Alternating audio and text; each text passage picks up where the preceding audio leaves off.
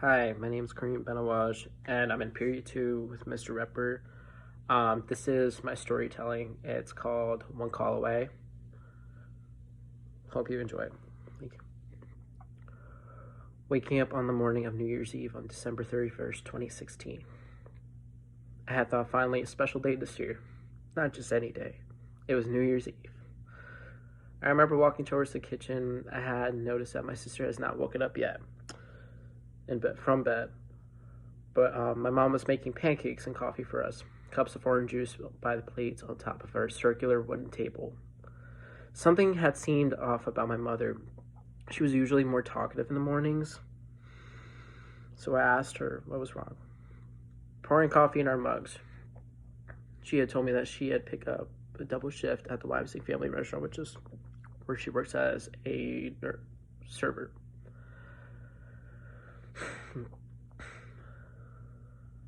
I really didn't take the news lightly because I had already expected to spend New Year's Eve as a family together. Maybe go to Philly to visit Chinatown, grab some food, or go watch the fireworks together like we've had in the past couple years.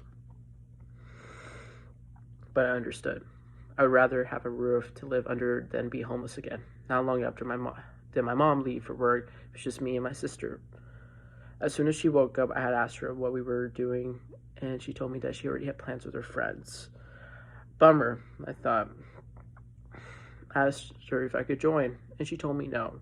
She was going to a party with them until the next day.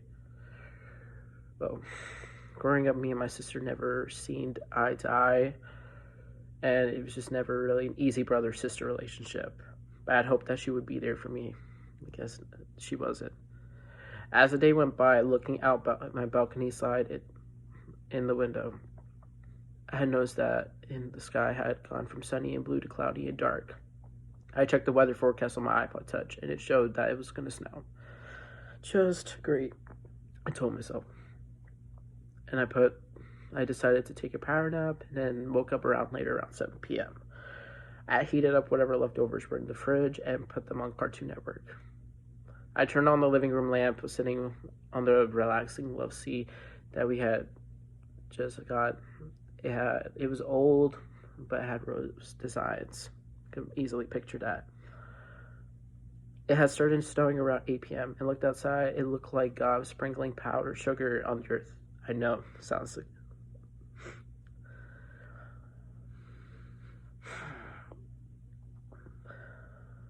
Hours had gone by until around 11 a.m. My mother had called me to tell me that snow was picking up and the roads had been closed. She had to stay in until next morning. I was devastated. I couldn't even understand the words, depending on how devastated I was.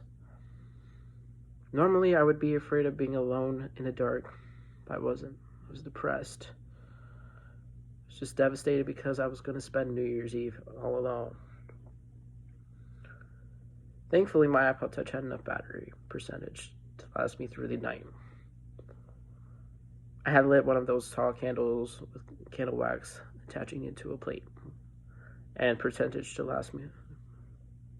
As I went to my bedroom, I put the candle by the nightstand to my left while I was just laying there in the dark, staring into the ceiling and listening to the snow about the wind picking up.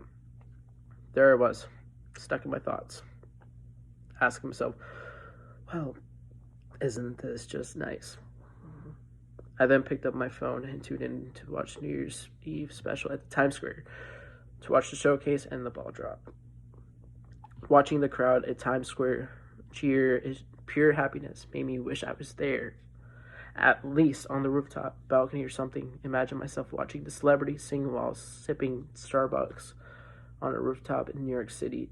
Sounds like a dream come true. Who knows? Maybe it'll happen someday.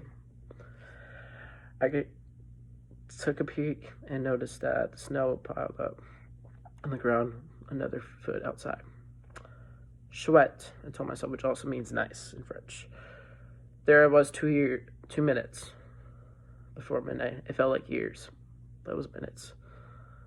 Before the year of 2017, wondering and thinking about every good and bad moment that happened over the past year.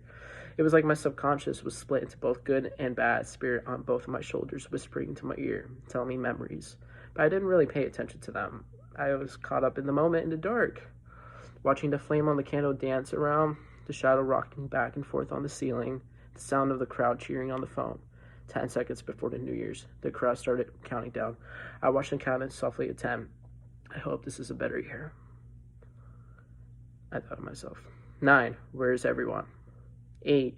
Why was I left alone like this? 7. I need some water. 6. Maybe later. 5. Oh my god, there's Beyonce.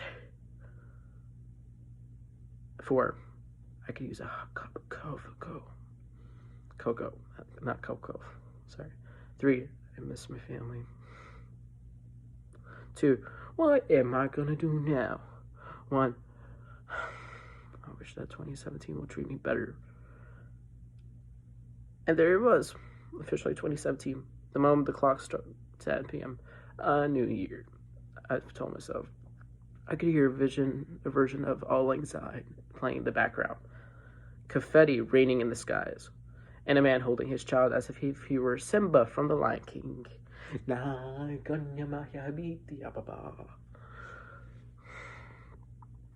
a minute later did I hear the apartment door open. Shocker. There was my mother running to my room, giving me a hug, telling me a Happy New Year. Part of me was relieved, and that other was disappointed that I was alone. My mother then went to bed because she was exhausted from a long day from work, and not long after that I did so. Part of me was also relieved about that my mother was there, but I knew eventually I'd come over because she was there. Walking up in the morning, we then left to go to Philly to grab food, and I had finally felt at peace. The lesson learned from the story is that it is the best to never expect anything to go the way we want them to go. Being patient is kept key. It's kept key because who knows? Maybe we want will happen eventually, not right away. And there are also years to come. Also, who knows? It could be better. Maybe New Year's Eve at Times Square, Bahamas, Algeria, France, or anywhere really. I couldn't wait to see what the future holds for me. And thank you for taking the time to hear my TED talk.